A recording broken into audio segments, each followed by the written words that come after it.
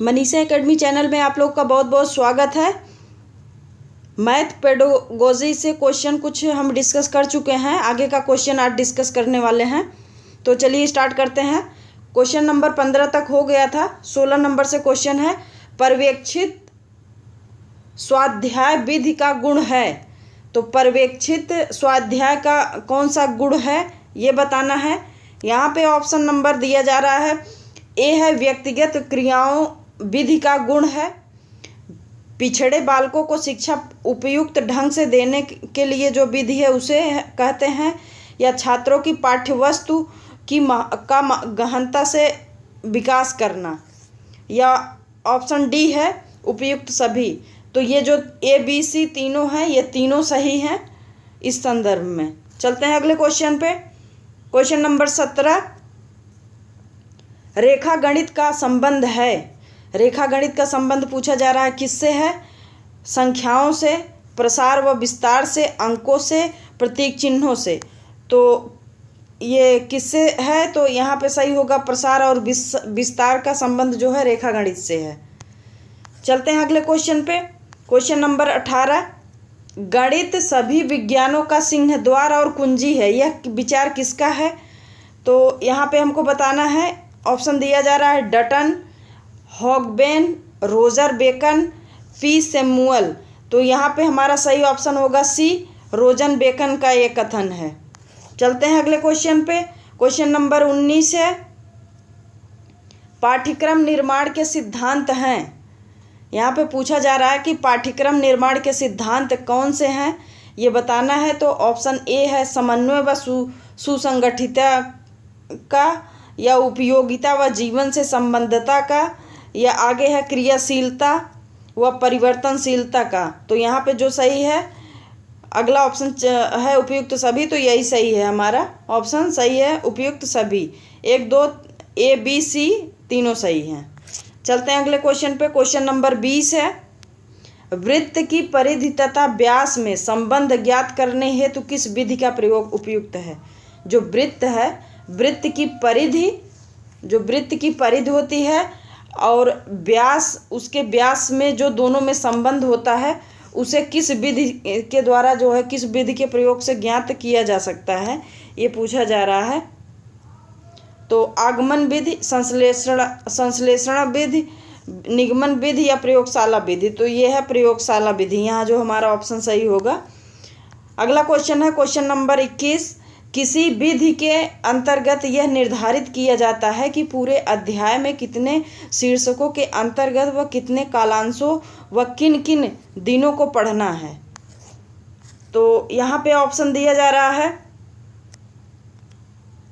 आगमन विधि, B option है खोज विधि, सी ऑप्शन है निगमन विधि, या डी ऑप्शन है इकाई योजना विधि। तो हमारा ऑप्शन सही होगा इकाई योजना विधि। चलते हैं अगले क्वेश्चन पे। क्वेश्चन नंबर 22 है, आगमन विधि का एक प्रमुख दोष है। जो आगमन विधि है, जो ये आगमन विधि है, इसका एक प्रमुख दोष है। तो वो दोष बताना है, कौन सा दोष है। ऑप्शन नंबर ए है, ज्ञान अस्थायी होता है इसमें, या ज्ञानार्जन बहुत धीमी गति से होता है इसमें, या अगला है विषय नीरस हो जाता है, या आत्मनिर्भरता कम हो जाती है इसके द्वारा। तो यहाँ पे जो सही होगा, ये ज्ञानार्जन बहुत धीमी गति से होता है इसमें। चलते हैं अगले क्वेश्चन पे। क्वेश्चन नंबर 23, संश्लेषण विधि के संदर्भ में कौन सा तथ्य गलत है? जो संश्लेषण विधि है, इसके संदर्भ में कौन सा तथ्य गलत है ये बताना है हमको। तो यहाँ पे जो दिया जा रहा है, यह एक वैज्ञानिक विधि है, यह एक रटने की विधि है। ऑप्शन सी है विश्लेषण में पहले प्रयुक्त होता है ये, या हमारा जो डी ऑप्शन है, इनमें समय व शक्ति दोनों कम लगते हैं। तो हमारा जो सही ऑप्शन होगा ऑप्शन नंबर सी, विश्लेषण में पहले प्रयुक्त होता है ये। चलते हैं अगले क्वेश्चन पे। क्वेश्चन नंबर 24, निम्नलिखित में से कौन सी विधि तर्क प्रधान विधि है? इसमें से बताना है कि कौन विधि ऐसी है जो तर्क प्रधान है। तो ऑप्शन ए है संश्लेषण विधि, ऑप्शन बी है विश्लेषण विधि, ऑप्शन सी है व्याख्यान विधि या ऑप्शन डी है खोज विधि। तो यहाँ पे जो सही होगा ये विश्लेषण विधि है, ये विश्लेषण विधि, यहाँ पे सही होगा विश्लेषण विधि। चलते हैं अगले क्वेश्चन पे। क्वेश्चन नंबर 25 है, बालकों को कम से कम बताना चाहिए एवं उन्हें अधिक से अधिक स्वयं सोच निकालने के लिए प्रेरित करना चाहिए। सिद्धांत लागू होता है। ये सिद्धांत किस पर लागू होता है? जिसमें बालकों को यह बताया जाता है कि थोड़ी बहुत जानकारी देने के बाद उन्हें बताया जाता है कि अधिक से अधिक वो स्वयं सोच कर निकालें और खुद करने का प्रयास करें। तो इसके अंतर्गत कौन सा सिद्धांत आएगा? ऑप्शन ए है निगमन विधि, ऑप्शन बी है आगमन विधि, या सी है प्रोजेक्ट विधि, या ह्यूरिस्टिक विधि। तो यहाँ पे जो हमारा सही होगा ऑप्शन नंबर डी सही होगा, ह्यूरिस्टिक विधि है। चलते हैं अगले क्वेश्चन पे। क्वेश्चन नंबर 26 है, निम्नांकित में से कौन सा सिद्धांत प्रयोजना विधि का नहीं है? इसमें पूछा जा रहा है कि जो नीचे सिद्धांत दिए गए हैं उसमें कौन सा सिद्धांत प्रयोजना विधि का नहीं है? तो जो ऑप्शन ए है क्रियाशीलता, ऑप्शन बी है वास्तविकता, ऑप्शन सी है उपयोगिता, या ऑप्शन डी है मूल्यांकन। तो इसमें जो सही होगा वो डी ऑप्शन होगा, मूल्यांकन। चलते हैं अगले क्वेश्चन पे। क्वेश्चन नंबर 27, गणित शिक्षण में पाठ्यपुस्तक का उपयोग निम्नांकित कारण से किया जाता है। जो गणित शिक्षण है, गणित के लिए जो शिक्षण है उसमें पाठ्यपुस्तक का उपयोग निम्नांकित कारण से किया जाता है। गणित शिक्षण में जो पाठ्यपुस्तक है उसका प्रयोग क्यों किया जाता है, किस कारण से, यही पूछा जा रहा है। तो प्रायोगिक कार्यों हेतु, या बी ऑप्शन है प्रस्तावना हेतु, या सी ऑप्शन है उदाहरण एवं चित्रों हेतु, या उपयुक्त सभी। तो यहाँ पे जो सही होगा उपयुक्त सभी।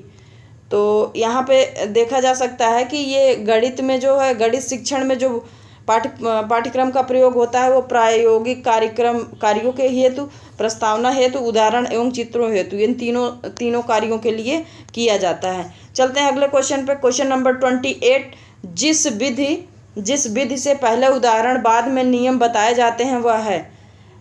ऐसी विधि, जैसे ये देखा गया है कि पहले उदाहरण देकर समझाया जाता है फिर उसके बारे में नियम बताया जाता है। तो ये किस विधि के अंतर्गत आता है, यही पूछा जा रहा है। इसमें जो ऑप्शन है ये निगमन विधि, आगमन विधि, समस्या समाधान विधि, या ह्यूरिस्टिक विधि। तो यही सही होगा, ह्यूरिस्टिक विधि। चलते हैं अगले क्वेश्चन पे। क्वेश्चन नंबर 29,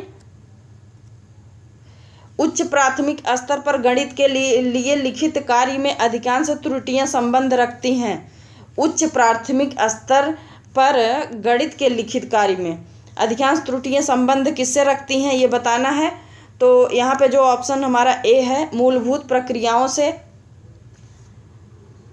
ऐकिक नियम से, सी दशमलव भिन्न से, या उपयुक्त सभी। तो यहाँ पे जो सही है वो मूलभूत, ऑप्शन नंबर हमारा ए सही हो जाएगा, मूलभूत क्रियाओं से संबंधित है यहाँ पे। चलते हैं अगले क्वेश्चन पे। क्वेश्चन नंबर 30, रेखागणितीय आकृतियों के शिक्षण में सर्वप्रथम प्राप्य उद्देश्य होता है। जो रेखागणितीय आकृतियाँ हैं उसमें शिक्षण में सर्वप्रथम प्राप्य उद्देश्य कौन सा होता है? तो यहाँ पे हमें बताना है। ऑप्शन नंबर ए है ज्ञानात्मक, ऑप्शन नंबर बी अवबोधात्मक, ऑप्शन नंबर सी अनुप्रयोगात्मक, या ऑप्शन नंबर डी कौशलात्मक। तो यहाँ पे जो सही हमारा होगा वो कौशलात्मक होगा। तो ये रहे हमारे कुछ महत्वपूर्ण बचे हुए क्वेश्चन। हमें उम्मीद है आप लोग को ज़रूर पसंद आया होगा। यदि पसंद आया तो वीडियो को लाइक, चैनल को सब्सक्राइब, कमेंट करना ना भूलें। कुछ और भी क्वेश्चन बचे हुए हैं जो हम नेक्स्ट वीडियो में लेके आएंगे। बहुत बहुत धन्यवाद।